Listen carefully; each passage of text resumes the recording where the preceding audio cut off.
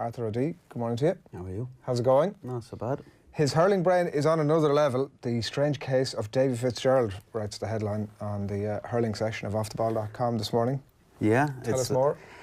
Well, basically it came up on, I think, Monday or Tuesday's AM recap with Michael Verney, and he referred to this match in 2014 between LIT, where Davy was, and UL, where Brian Lohan was. And they had some massive falling out. So I didn't really know anything about this, to be honest. And just went looking around. So I went looking around through the two teams that played and looking through the LIT team particularly, and came across Barry O'Connell, obviously, who'd won All-Ireland with Limerick since, and Philip Ivers from Tipperary, and just ended up kind of, they were the two that got back, went and contacted them. And I think the line comes from Philip Ivers about Davy, but just what struck me is just these people are just enamoured by him. It's like if you're with him, if you're behind him, if he's for you, you are just obsessed with him. So the context to the Lohan Fitzgerald stuff was that the Davy Fitz says at one point, was in his biography, that he's like a brother to me. So what happens after that?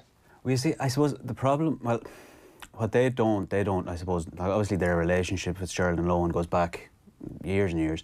So the lads don't really know much about that going back, but what they do know is what happened that day with LIT and UL. And I suppose what seemed to contribute to any sort of disagreement between Lohan and Fitzgerald was the manner in which Fitzgerald approached the game off the pitch.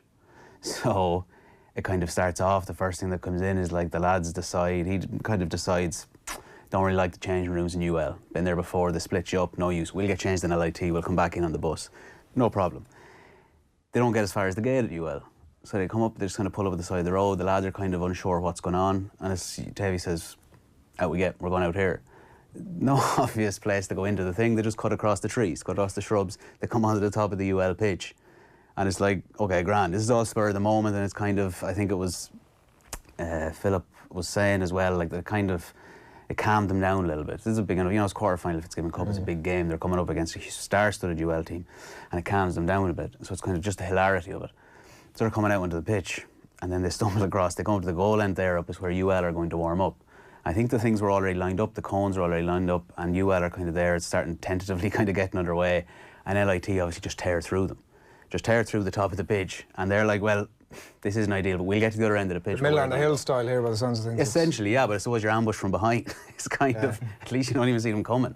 And it's they come down, and they're going, Philip Ivers is saying that they were going to run down to the other end of the pitch, and Davy calls them short.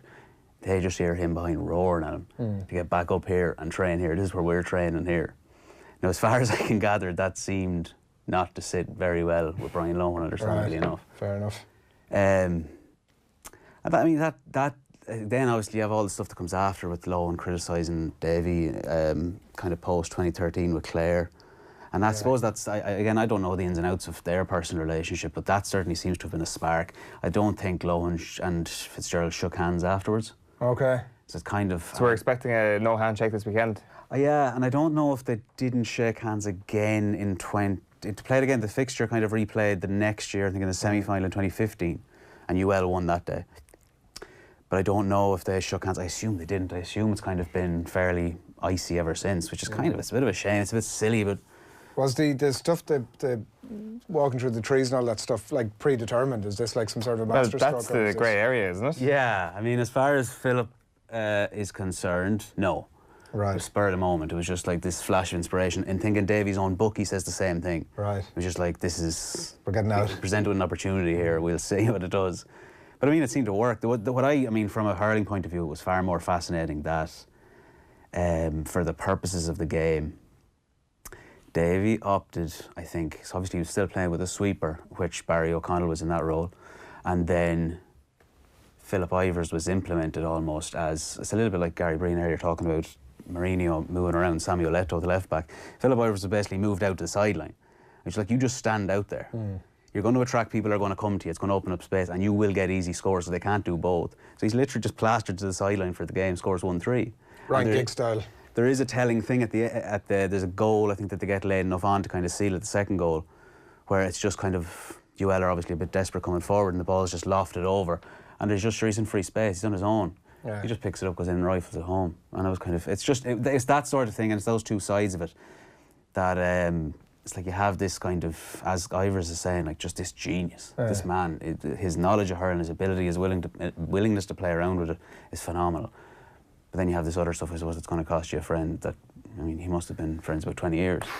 There was a nice story in it that reflected very well on Davy, the Barry O'Connell story. Was it Barry O'Connell that he... Oh, I think it was Ivers at the end. Was it so Ivers? I think Ivers was finished up in 2014. It was his last year. I presume it was his last year at LIT, but it's definitely his last year playing Fitzgibbon. And yeah, it's just, I think he was saying, like, it was a poor game, and then they're back at the hotel. Yeah, and Davy kind of calls him in on their own, just the two of them in one-on-one, and he doesn't really have a notion what's going on. But he kind of calls him in one-on-one and just says, look, if there's anything going forward, obviously Davy's still with Clare. Philip Ivers is from Tipperary, so there's no benefit to Davy Fitzgerald going forward. But he kind of comes in and just says, you know, I think you're a great hurler. If there's anything you want, anything you need, anything that can help you improve after this, just come back to me, I'll sort it out for you.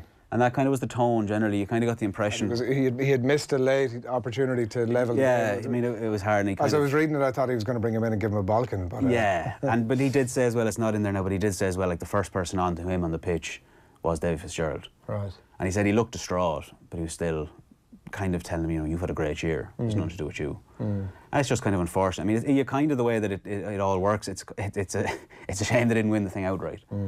Because it would have, I suppose, made the whole thing a perfect story, but I think it was WIT then that undid them in the semi-final. Yeah. But Davy Fitz and Fitzgibbon is peak Davy Fitz. It's unbelievable. It's like you had that row as well last year with the DCU selector.